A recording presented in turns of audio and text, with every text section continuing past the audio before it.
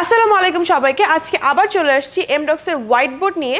তো আজকে আমরা যেটা নিয়ে কথা বলবো সেটা হচ্ছে সিলেক্ট অপশন নিয়ে আমরা গতবার কথা বলেছিলাম, অ্যান্ড সিলেক্ট অপশন দিয়ে আমরা কি কি করতে পারি সেটা কিন্তু দেখাচ্ছি আজকে আপনাদেরকে এই ভিডিওতে।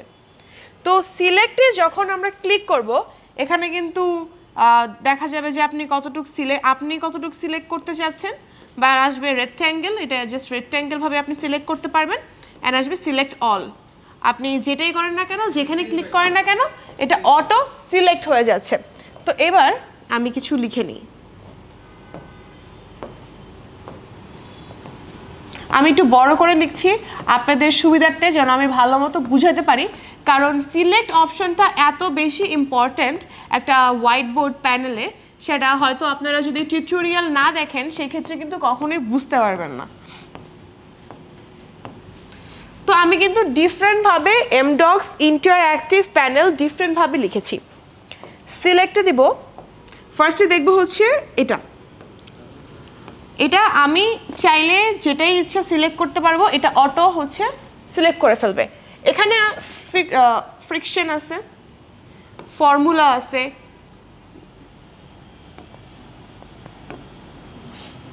যখন আমি ফ্রিকশনটা ক্লিক করেছি তখন দেখেন আমাদের এমডক্সটা কিন্তু সুন্দর একটা রাইটিংয়ে পরিণত হয়ে গিয়েছে। এখন আমি যদি আপনাদেরকে আরেকটু ভালো মতো বুঝাই, এই দেখেন এটা আমি অ্যাক্টিভ করেছি, এটা ফ্রিকশন, ফর্মুলা, কেমিস্ট্রি। আপনি এখান থেকে এটা হচ্ছে সিলেক্ট করে এই লেখাটাকে অন্য একটা ফন্টে পরিণত করতে পারবেন, বা অন্য এআই এর মাধ্যমে সুন্দর করে ফেলতে পারবেন। ফ্রিকশন ক্লিক করলাম আমি, একটু টাইম নেবে, এই দেখেন ইজ জাস্ট লাইক ম্যাজিক। ওকে, আমি আপনাদেরকে আরেকটু সুন্দর করে বোঝানোর জন্য এখানে আবার এমডক্স লিখছি।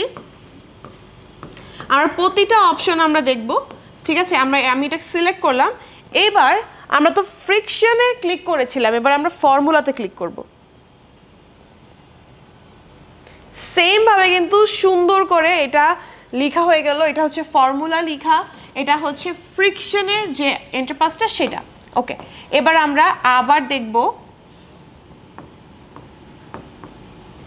এখানে কিন্তু আমি ইচ্ছা করে লেখাটা, আমার হ্যান্ডরাইটিংটা বেশি একটা ভালো করি নাই, ঠিক আছে? যেন আপনারা বুঝতে পারেন যে আপনারা যেইভাবেই লিখেন না কেন আপনাদেরকে এআই কিভাবে সাপোর্ট দেয়। তো আমি এখানে এমডক্সটা লিখে এটাকে সিলেক্ট করে নিচ্ছি। এরপর এখানে কেমিস্ট্রি 2 যেটা, সেটাকে আমরা ক্লিক করব। এরপরে কিন্তু এটা সুন্দর একটা ইয়েতে হয়ে গেছে। এখন মেন পয়েন্ট হচ্ছে আপনারা যেটাই লিখেন না কেন, লেখার পরে যদি আপনারা সিলেক্ট করে চান যে আপনাদের এই রাইটিংটা আপনারা চেঞ্জ করতে চান বা ফন্টটা চেঞ্জ করতে চান, সেক্ষেত্রে কিন্তু চেঞ্জ করতে পারবেন, ঠিক আছে? এটা হচ্ছে পয়েন্ট। এবার আমি আপনাদেরকে অন্য ফাংশনগুলো যদি দেখাই, সেমভাবে আমি একটা লিখে সিলেক্ট করলাম। এবার এখানে দেখেন শেপ আছে, চাইলে কিন্তু এটাকে শেপে পরিণত করতে পারবেন। লাইক আপনি যেটাই চাচ্ছেন, যে আপনি একটা সার্কেলে চাচ্ছেন বা একটা ট্রায়াঙ্গেলে চাচ্ছেন, সেই ক্ষেত্রে কিন্তু শেপটা পরিণত করতে পারছেন, ঠিক আছে?